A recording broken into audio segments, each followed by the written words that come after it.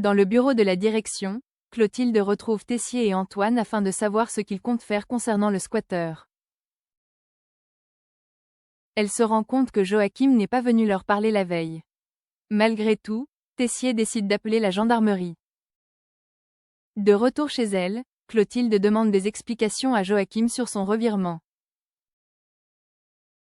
Ce dernier explique qu'il n'a rien dit car il pense qu'il s'est imaginé des choses. En apprenant que les gendarmes vont venir vérifier, il déclare que c'est disproportionné. Clotilde a du mal à comprendre sa réaction, mais elle n'insiste pas. Elle part en cours en lui promettant de parler de leur voyage à Naples le soir.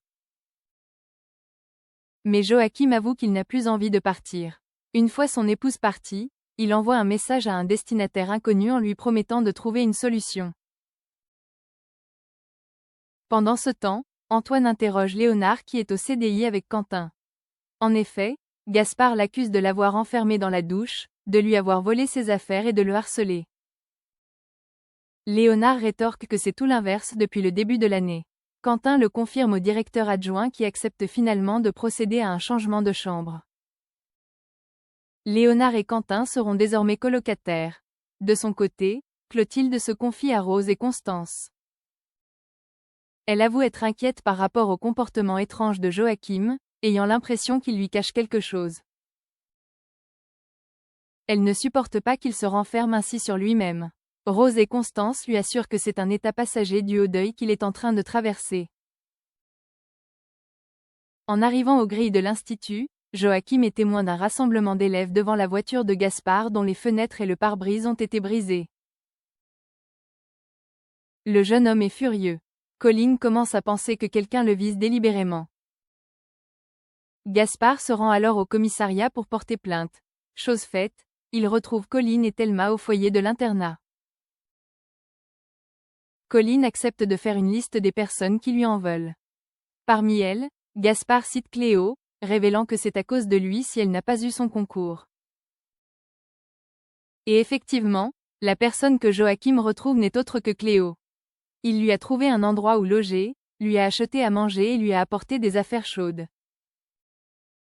La jeune fille le remercie, à la colloque des Marais, Carla et Bérénice profitent de leur réconciliation.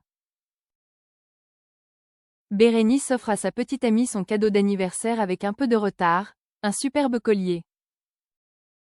Très touchée, Carla la remercie.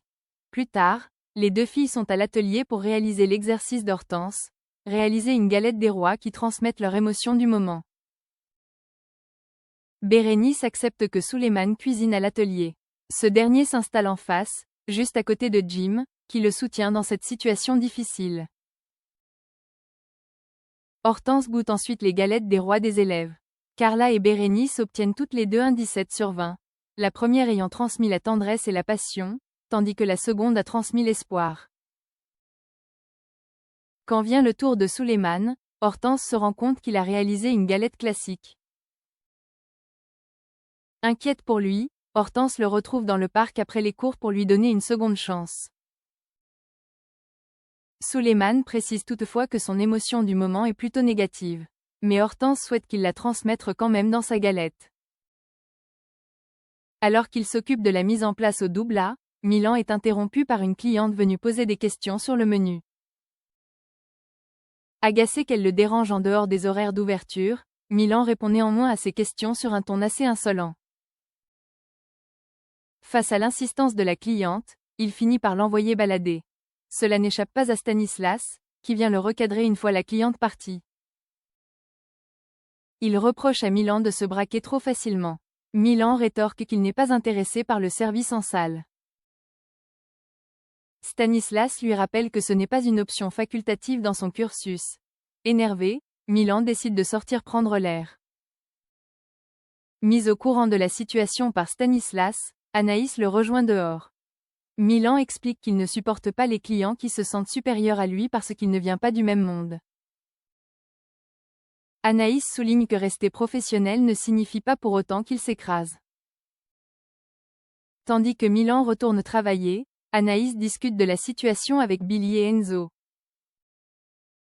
Ce dernier compatit avec Milan car il a également été confronté à ce genre de cas au début de sa scolarité à l'institut.